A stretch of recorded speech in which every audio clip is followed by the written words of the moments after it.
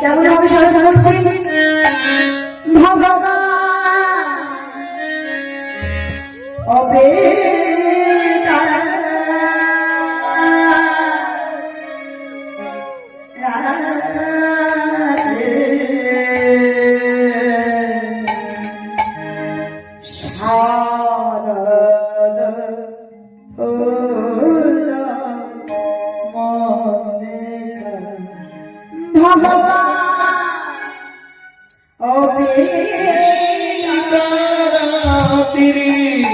শারদ ভোরে মল্লিকা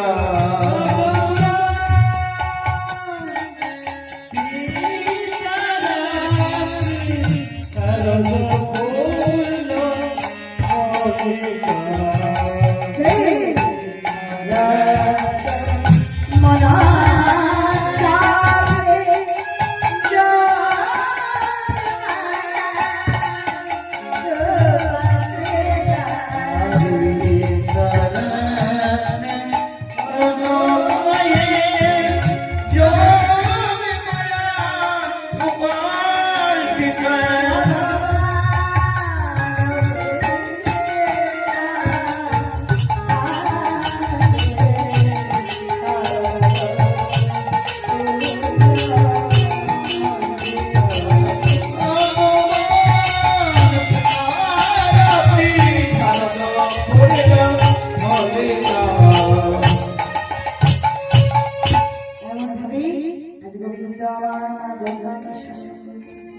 তখন মা জন্মায় বলছি তুমি আমায় আমায় ভবিষ্যৎ করবে কেন? গোবিন্দ বলছি মা তুমি তুমি আজ আজ সেই দিন করলি তোমার মা জন্মায় আজ সেই দিন তাহলে তাহলে তোমার মনে বলবে মনোবাঞ্ছা পূরণ করবো। তাই কি বলেছে কি বাবা বললো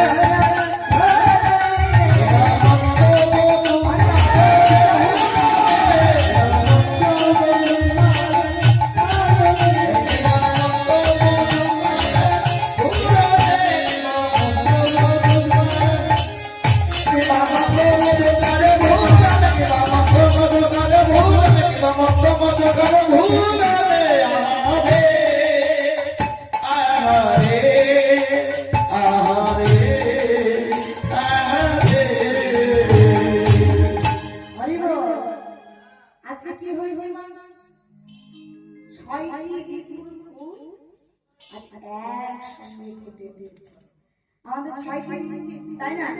আমাদের কয়টি ঋতু? 6টি। 6টি ঋতুতে প্রত্যেক ঋতুতে প্রত্যেক রকম ফুল ফোটে তাই না? তাই 6 ঋতুর ফুল আজ একসঙ্গে ফুটেছে। তাই পদ্মকবি এমন ভাবে বর্ণনা করেছে আর পূর্ণিমার চন্দ্র উদয় হয়েছে।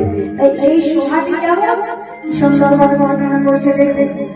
দেখো শারদ সুন্দর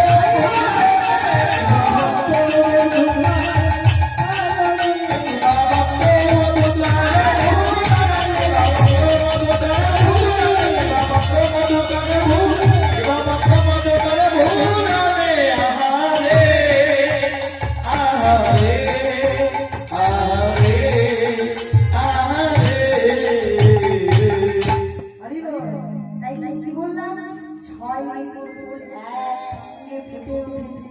আমার ফুল জয় জয় করে ফুলে কি বসে বসে? হ্যাঁ ভ্রমর, তাই না?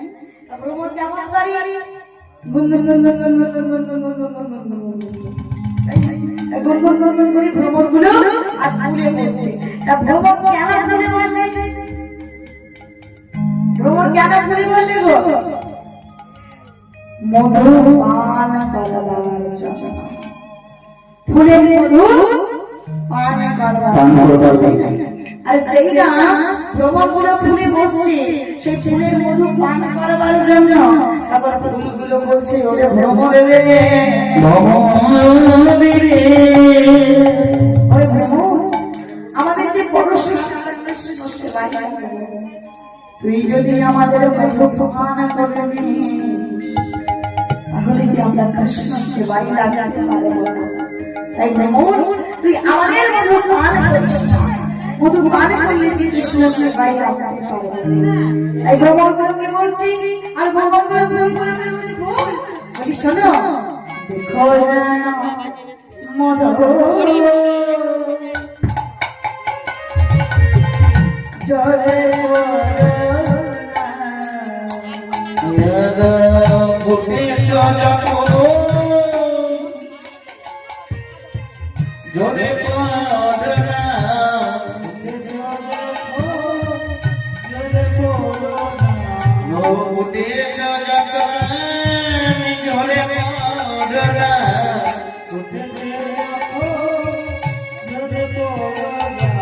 যেন গোবিন্দের সেবায় লেগে ফুটে চলা জলে পড়না।